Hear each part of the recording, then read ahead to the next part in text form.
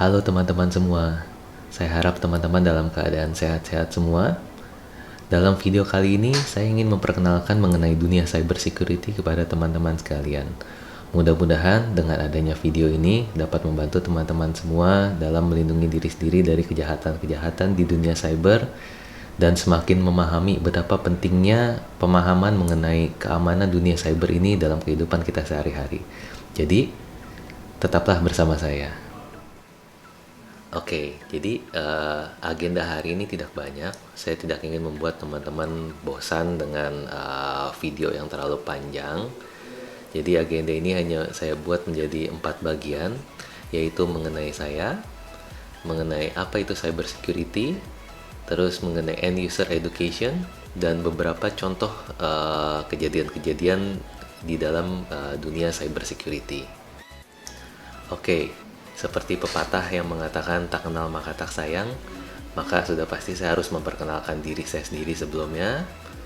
Nama saya Riyandi, saya lulusan Universitas Bina Nusantara jurusan Teknik Informatika. Untuk pengalaman bekerja saya sendiri kurang lebih sudah sekitar 15 tahun di dunia IT.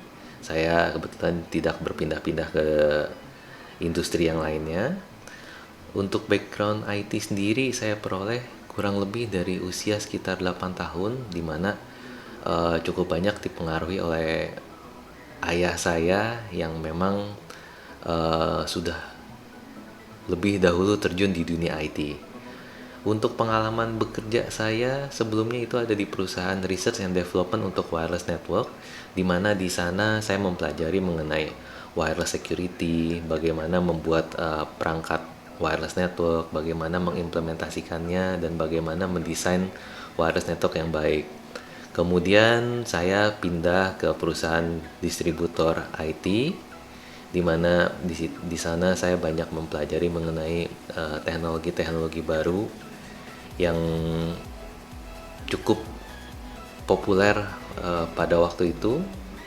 Dan kemudian saat ini saya sedang bekerja di sebuah perusahaan cyber security, di mana di perusahaan ini kita bekerja bersama dengan beberapa teknologi-teknologi dari negara lain, seperti contohnya dari South Korea dan dari Jepang.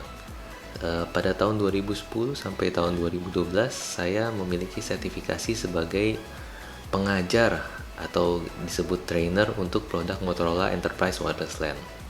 Kemudian pada tahun 2018 saya mendapatkan sertifikasi dalam bidang mobile forensik, di mana saya dapat melakukan ekstraksi data, kemudian dapat melakukan forensik terhadap perangkat-perangkat bergerak, baik itu berupa handphone, tablet, maupun laptop. Dan yang terakhir, yang tidak berkaitan dengan dunia IT sama sekali, saya memiliki coworking cafe di daerah Jakarta Barat yang saya beri nama Soma Coworking Cafe. Mungkin teman-teman yang di daerah Jakarta Barat atau sekitarnya apabila memiliki waktu dan ingin ngobrol-ngobrol lebih lanjut dengan saya, kita bisa janjian untuk ketemu di Soma Coworking Cafe ini. Oke, untuk pembahasan pertama, apa itu cyber security? Menurut digitalguardian.com, cyber security refers to the body of technologies, processes, and practices designed to protect networks, devices, programs, and data from attack, damage, or unauthorized access. Jadi, cyber security itu sangat luas sekali. Jadi, menurut digitalguardian.com, cyber security itu merujuk kepada teknologi, proses, dan kegiatan-kegiatan yang didesain untuk melakukan proteksi terhadap jaringan, perangkat-perangkat, software-software dan aplikasi maupun data supaya selamat dari serangan, kerusakan, atau akses yang tidak diinginkan. Kemudian yang kedua, menurut Kaspersky.com, mungkin teman-teman banyak yang sering mendengar mengenai Kaspersky.com ini, di mana mereka adalah pembuat antivirus yang sudah cukup lama. Mereka menyebutkan bahwa cyber security adalah kegiatan yang berkaitan dengan bagaimana untuk melindungi komputer, server, mobile device, bahkan sudah menuju kepada electronic device atau electronic system, jaringan, dan data dari serangan-serangan yang tidak diinginkan. Untuk cyber security ini, menurut Kaspersky.com, mereka membagi menjadi network security, application security, information security, operational security, disaster recovery and business continuity, and end user education.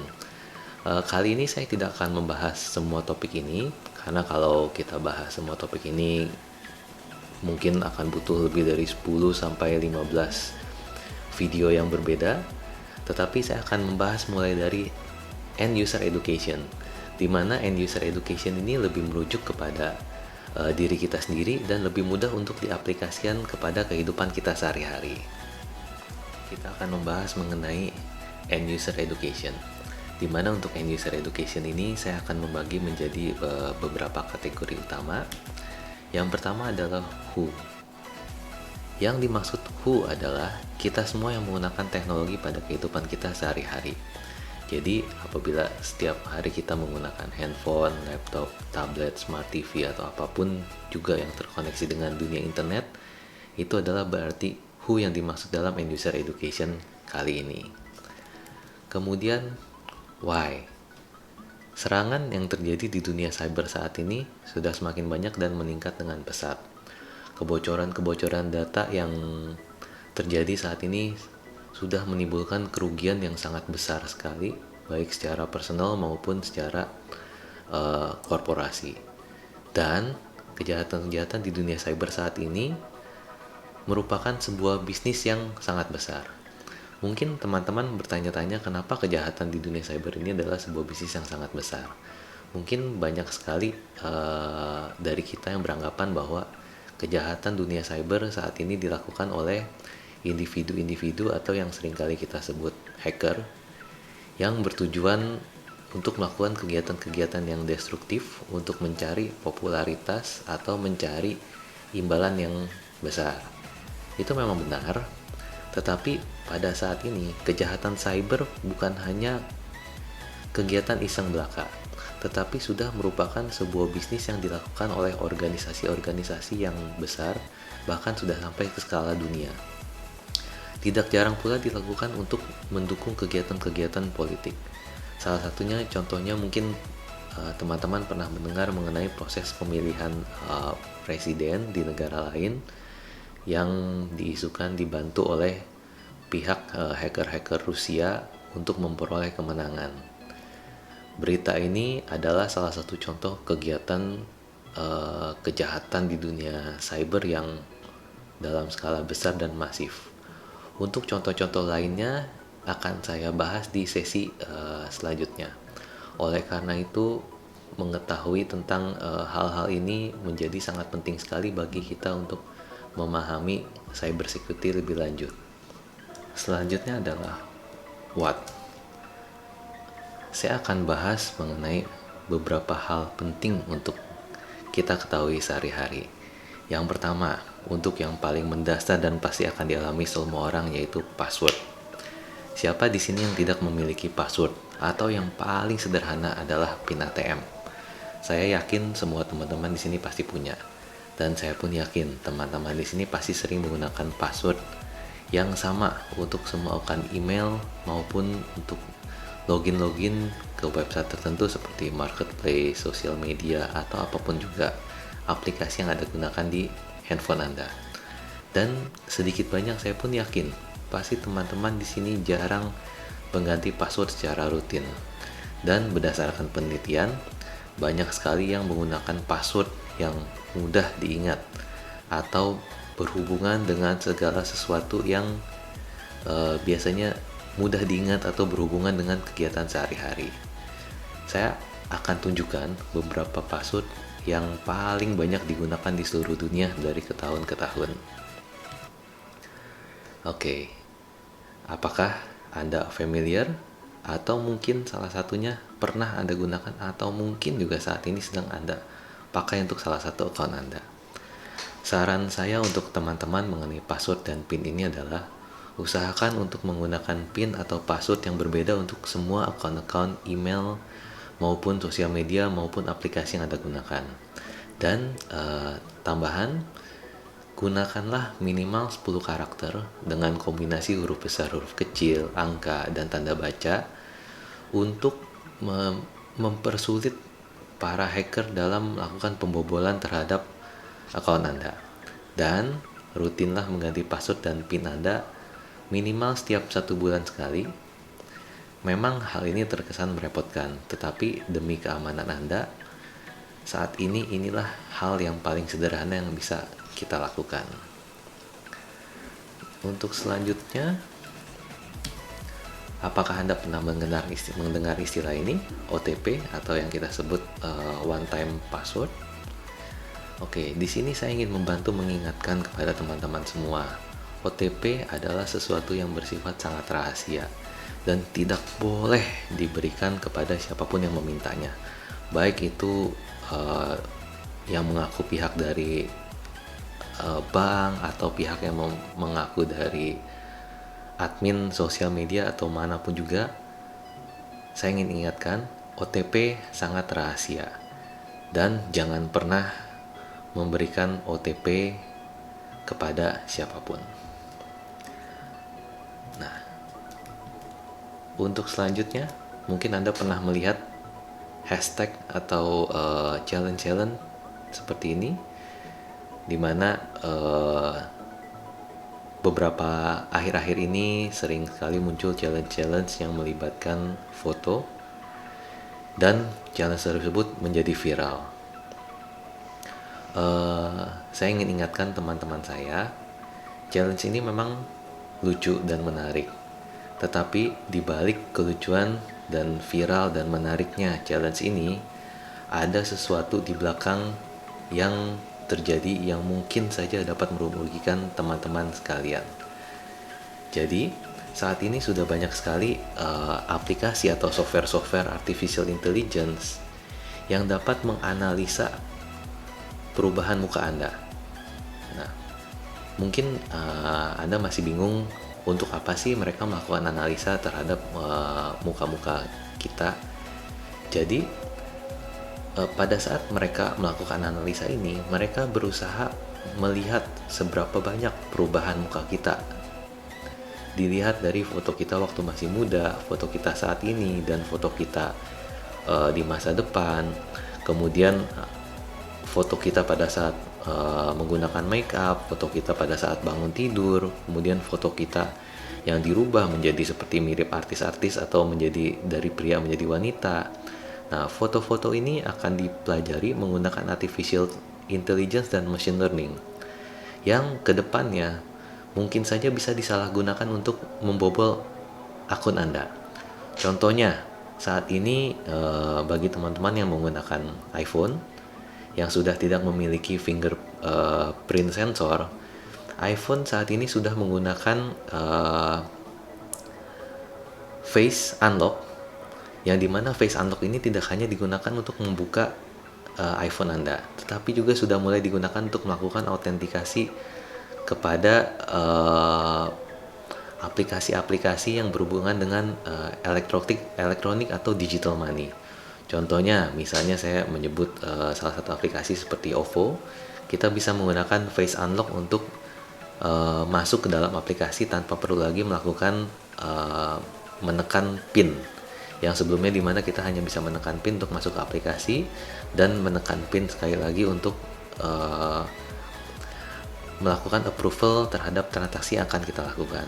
Saat ini kita sudah bisa menggunakan face unlock atau face recognition dari iPhone untuk mengurangi kegiatan memencet PIN atau password yang digunakan untuk melakukan autentikasi tersebut.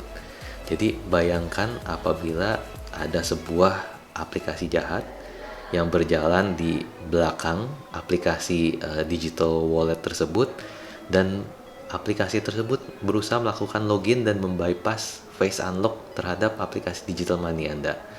Di sini memungkinkan sekali aplikasi atau tindakan jahat tersebut untuk mencuri uang Anda dan melakukan pembelanjaan di website yang mungkin tidak Anda inginkan dan tanpa sepengetahuan Anda.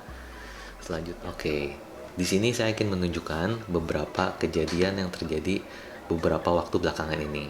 Mungkin Anda sudah pernah mendengar berita-berita ini. Nah, saya hanya ingin menunjukkan lebih lanjut tentang eh, bagaimana cara data-data ini dijual. Jadi, data-data Bukalapak dijual di sebuah forum, di mana forum-forum ini adalah sebuah forum yang biasa menjual sesuatu yang sifatnya ilegal. Jadi dapat dilihat pada layar teman-teman, ada seseorang yang menjual 13 juta record yang berisikan database dari user-user password pelanggan Bukalapak. Selanjutnya, yang terjadi baru-baru ini pada bulan April 2020, kebocoran data yang terjadi di Tokopedia, dan 91 juta data tersebut dijual menggunakan Bitcoin oleh seseorang hacker. Selanjutnya, ada berita mengenai database penderita COVID-19 yang beredar dan dijual, di mana di dalam database tersebut terdiri dari 230.000 baris database, yang dimana di dalamnya saya sendiri sudah pernah melihat isinya lengkap sekali, nama, terus nomor NIK, statusnya, dan gejala-gejala yang diderita. Ya, kurang lebih seperti ini isinya. Mohon maaf saya tidak bisa share isi dari data ini karena data ini sifatnya sangat rahasia. Oke, sekian dari bahasan mengenai cyber security introduction dalam video kali ini. Teman-teman dapat menghubungi saya menggunakan email maupun menggunakan telepon langsung atau WhatsApp ke nomor yang tertera di layar. Nantikan pembahasan saya selanjutnya mengenai dunia cyber security, dan sampai berjumpa di video selanjutnya. Terima kasih, bye.